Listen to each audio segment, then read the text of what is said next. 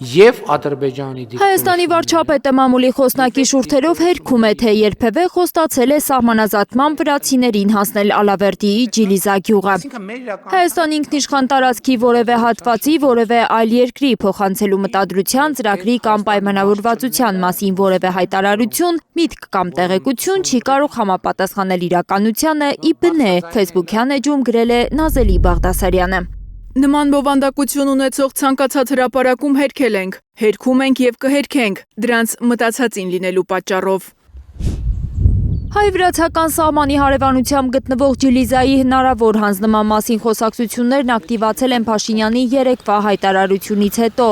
Նա սահմանապահ զորքերի կազմավորման օրվան նվիրված միջոցառման ժամանակ հայտարարել էր, օրակարգում է նաև Վրաստանի հետ Հայաստանի սահմանազատման ամփոփման հարցը։ Մենք օրակարգում իհարկե ունենք նաև Վրաստանի հետ մեր սահմանի սահմանազատման ամփոփման օրակարգը եւ վրաց գործընկերների հետ այս մասին արդեն պայմանավորվածություններ ունենք։ Հայ-վրացական այդ պայմանավորվածությունների մասին Փաշինյանի այս հայտարարությունից հետո հիշեցրել է վրացական մթավարի արխի ընդդիմադիր լրատվամիջոցը։ Ըստ այդ հրապարակման Փաշինյանը դեռ 2 տարի առաջ խոստացել է պաշտոնական Թբիլիսիին հանձնել սահմանագոտում գտնվող Ջիլիզան սահմանազատումից հետո։ Այդ օրերին Փաշինյանի Վրաստան այցից հետո էին տարածվել գյուղի հնարավոր հանձնման մասին լուրերը։ Հայաստանի կառավարությունը այդ ժամանակ էր հերքել, թե վրացական կողմին տարածքներ հանձնելու խոստում է տվել։ Ջիլիզայի վարչական ղեկավարը համացանցում է կարդացել այս լուրերը։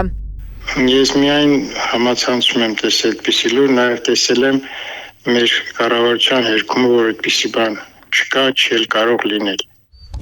Հիմքեր չկան գյուղը Վրաստանին հանձնելու համար, պնդում է վարչական ղեկավարը։ Մեր Ջիլիզան ոչ մի անգամ Վրաստանի տարածքում չի եղել, որ մտավախություն ունենանք այդ հանձնելու համար։ Հայ-վրացական սահմանազատման վերսկսման նախաձեռնողը հայկական կողմն է շատ վերլուծաբանների համոզմամբ։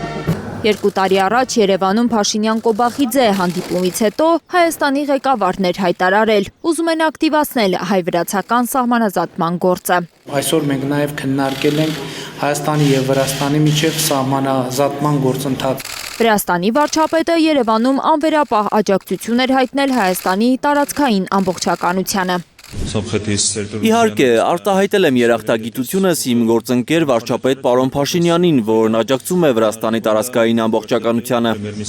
Ես ևս առանց վերապահումների աջակցում եմ Հայաստանի տարածքային ամբողջականությանը։ Վերլուծաբանները նկատում էին 2024-ի հունվարին ստորագրված Հայաստան-Վրաստան ռազմավարական գործընկերության մասին հռչակագիրը վտանգի տակ է հայտնվում Երևանի նոր նախաձեռնությամբ։ Տարածքների շուրջ քննարկումներ սկսել Թբիլիսիի հետ։ 1992-ին սկսված սահմանազատման գործընթացը սառեցվել էր, որպեսզի հայ-վրացական հարաբերությունները մնան բարեկամական, 225 կիլոմետրից 147-ն է հստակեցվել։ Մնացած 78 կիլոմետրի համար պայմանական սահման են համարվում գետերն ու անտառները։ 30 տարվա սառեցված գործընթացն ակտիվացնելու համար սահմանազատման հանձնաժողովներ են ստեղծել Երևանն ու Թբիլիսին։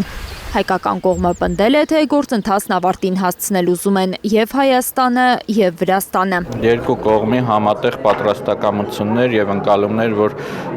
այդ գործընթացը, որի արդեն 30 տարուց ավել շարունակվում է, պետք է ավարտին հասցնի։ Բայց Ջիլիզայի հատվածում սահմանազատման աշխատանքներ չեն եղել մինչև այսօր, վստահեցնում է վարչական ղեկավարը։ Ընդհանրապես այդպիսի խմբեր չեն աշխատել։ 2 տարի առաջ Հայլուրի նկարահանող խումբը այցելել էր Ջիլիզա, հյուսիսային դրախտ, ինչպես անվանում են բնակիչները, բայց դրախտի դռները միայն ԱԱԾ թույլտվությամբ են բացվում հյուրերի առաջ, անցագիր ստանալու համար 2 շաբաթ սպասել էինք։ Լիլիթ Սարգսյան, Հարություն Մաթևոսյան, Հայլուր։